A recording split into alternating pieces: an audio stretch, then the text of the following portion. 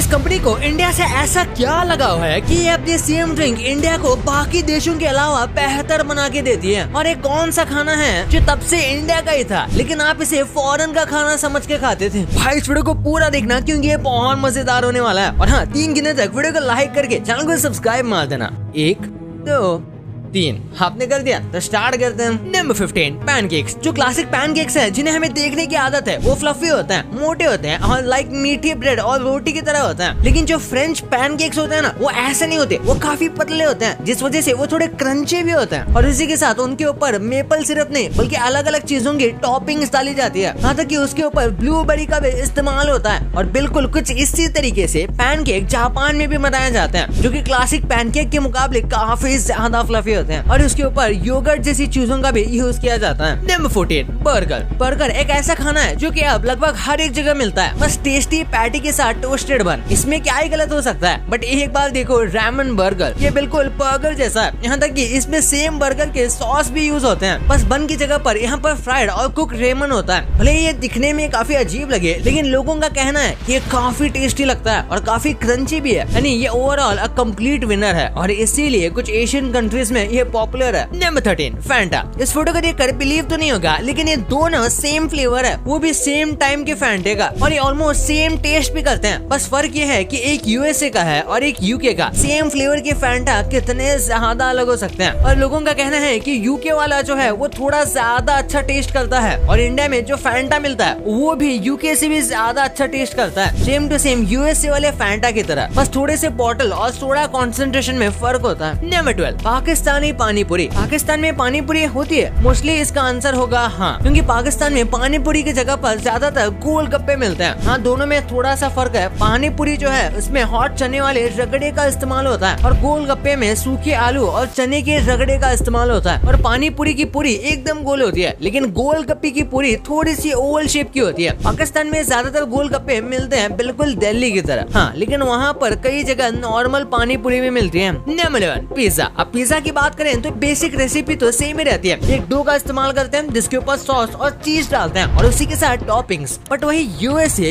UK और Italy में normal toppings का यूज होता है जैसे कि पेपरोनी, सॉसेज, ऑलिव्स और मशरूम। पर जापान में टॉपिंग्स काफी ज्यादा बदल जाते हैं, जैसे कि सबसे पहले तो श्रिम्प, वहाँ का पॉपुलर स्क्विड, बोनीतो फ्लेक्स और कभी कभी मेयोनेज। पर वही जब इंडिया की बात करें तो हमारे पास कई सारे ऑप्शंस है जैसे कि पनीर मखनी, तंदूरी चिकन और भी बहुत सारे। और इसमें कई अलग अलग टाइप के इंडियन सोसेस का भी इस्तेमाल होता है जैसे कि मिंट चटनी से लेकर तंदूरी सॉस तक। Number 10 sushi. Authentic Japanese sushi की बात करें तो काफी ज्यादा एलिगेंट होती है और नॉर्मल होती है। उसमें बस राइस, फिश और सॉस का इस्तेमाल होता है। पर यूएसए में जो सुशी मिलती है वो काफी अलग है। इसमें एवोकाडो, क्रीम, पूरी तरीके से पके हुए मीट, क्रैब लाइक सारी चीजों का यूज होता है, जबकि ओरिजिनल में कुक्ड मीट का यूज ही नहीं होता। और ये बस यूएसए तक ही नहीं है, इंडियन सुशी स्टाइल भी है। जैसे सबसे पहले पनीर का इस्तेमाल करना, मैंगो चटनी का इस्तेमाल करना और यहाँ तक कि करी और तंदूरी स्पाइस किए गए मीट का इस्तेमाल करना, क्योंकि वैसे तो सुशी की ओरिजिनल रेसिपी से बहुत अलग है। नंबर 9 मसाला पास्ता। इसके नाम से तो आप थोड़ा बहुत समझ ही गए होंगे कि हम इंडियन पास्ता की बात करें। वैसे तो पास्ता एक इटालियन डिश है और इसकी ओरिजिनल जो रेसिपी है वो बहुत ज्यादा टेस्टी है, लेकिन जब ये इंडिया में आया तो इंडिया वाले अपने एक्सपेरिमेंट करे बिना कैसे रह सकते हैं और ऐसे ही बना मसाला पास्ता। ओरिजिनल पास्ता में टोमेटो सॉस का इस्तेमाल होता है, लेकिन वो इंडिया में जो अलग अलग टाइप की स्पाइसेस होती हैं उसका यूज नहीं करते। लेकिन हमने तो इसमें हमारे स्पाइसेस में वेजिटेबल भी डाल दिए जैसे कि कैप्सिकम जो कि नूडल्स का पार्ट है, और ऐसे ही कुछ बना masala pasta. Number 8 McD fries. McDonald's की फ्राइज जो कि यूएसए में मिलते हैं वो बस 99 ग्राम की होती है और वही जो नॉर्मल फ्राइज जापान में मिलती है वो 120 ग्राम की होती है। यानी कि जापान का प्राइस का सर्विंग साइज बड़ा है मैकडॉनल्ड के मुकाबले। लेकिन उसी के साथ मैकडॉनल्ड के जो लोग हैं वो ज्यादा फ्राइज खाते हैं, क्योंकि जापान में कोई एक फ्राइज का पैकेट लेता है तो यूजुअली वो शेयर करता है, क्योंकि 120 ग्राम मिलने के साथ साथ वहाँ के लोगों की डाइट उतनी भी ज्यादा बड़ी नहीं होती। पर यूएसए में ये अलग है और यूएसए के लोगों को फ्राइज खाना बहुत ज्यादा पसंद है। Number 7 fruit loops. यूएसए और यूके के फैंटा के साथ साथ वहाँ एक नॉर्मल प्रोडक्ट है जैसे कि फ्रूट लूप। इंडिया में तो इस तरीके से नाश्ते को ज्यादा नहीं खाया जाता, क्योंकि हमें तो सुबह सुबह मम्मी रोटी बना के देती है। पर यूएसए और यूके में ये काफी ज्यादा कॉमन है, पर उसके बाद भी दोनों में बहुत ज्यादा फर्क है। यूके वाले थोड़े छोटे हैं और उनका जो कलर है वो लाइट है, और वही यूएसए वालों का कलर टेक्सचर डार्क है और वो ज्यादा फ्रूटी और मोटे हैं। Number 6 samosa burger. अब अगर हम उनके खाने के साथ एक्सपेरिमेंट करते हैं तो ये हमें एक्सपेक्ट करना चाहिए कि वो बर्गर में समोसा डाल देंगे या फिर समोसे में बर्गर। बेसिकली ये बनाने के लिए ये समोसे की फिलिंग का इस्तेमाल करते हैं और बन को थोड़ा टोस्ट करते हैं जिस तरीके से वो समोसे की तरह दिखे। और कई लोगों का कहना है इसे खाते हुए ऐसा लगता है जैसे हम कच्चा समोसा खा रहे हैं क्योंकि वो क्रंची नहीं रहता, लेकिन उसके बाद भी टेस्ट वैसे का वैसा ही रहता है। Number 5 dumplings. ये डम्पलिंग्स कई जगह पर मिलते हैं। पॉपुलर तो ये चाइना में काफी है, लेकिन नेपाल में भी डम्पलिंग्स मिलते हैं और आपने ये डोरेमोन में भी देखा होगा। और दोनों के डम्पलिंग देखने में काफी ज्यादा सिमिलर होते हैं। वो भी क्यों ना, आखिर एकदम नेबरिंग कंट्रीज जो है, लेकिन उसके बाद भी दोनों के डम्पलिंग्स में काफी फर्क होता है। जैसे कि चाइना के डम्पलिंग्स में ज्यादातर मीट का इस्तेमाल होता है और काफी थिन लेयर के साथ साथ इसे पैन फ्राई, डीप फ्राई या बस स्टीम किया जाता है। वही अगर नेपाल के डम्पलिंग्स की बात करें तो इसमें मीट की जगह पर बस वेजिटेबल्स की फिलिंग होती है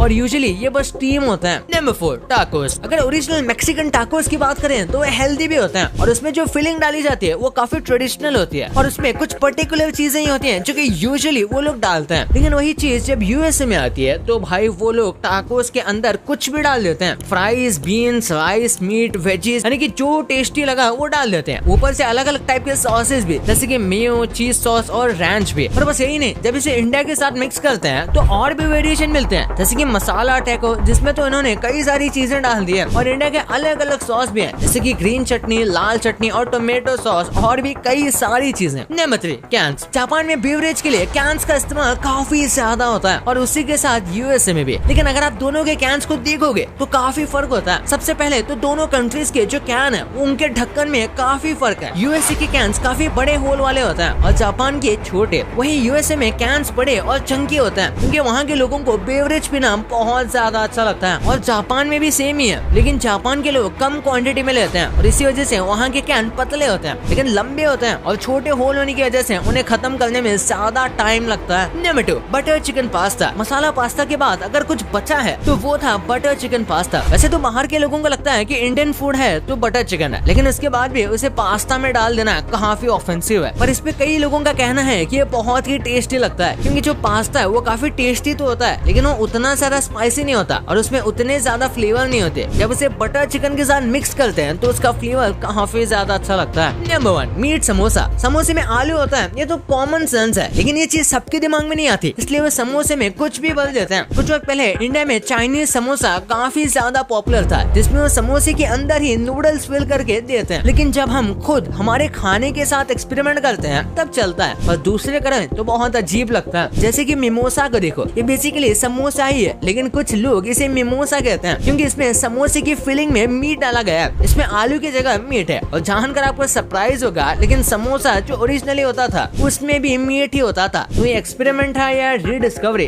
आप ये सोचो और मुझे कमेंट में बताओ। भाई ये तो आपको पता चल गया, ये तो ठीक था, पर क्या आपको पता था कि इंडिया में हम तो नॉर्मल गाड़ी स्टार्ट कर लेते हैं, लेकिन इस देश में आपको बस गाड़ी स्टार्ट करने के लिए 100 बार सोचना पड़ता है। और क्यों इस देश में आपको बस पेंटिंग करने के लिए गवर्नमेंट की परमिशन लेनी पड़ती है। भाई भाई भाई वीडियो बहुत गजब है, तो इसे अभी जाके देखो यार। और हाँ, ये वीडियो को लाइक नहीं किया तो इस वीडियो को लाइक करके चैनल को सब्सक्राइब करना भी मत भूलना, क्योंकि हमारे 5 लाख सब्सक्राइबर्स भी काफी करीब है। तो मिलते हैं अगले वीडियो में, तब तक के लिए बाय।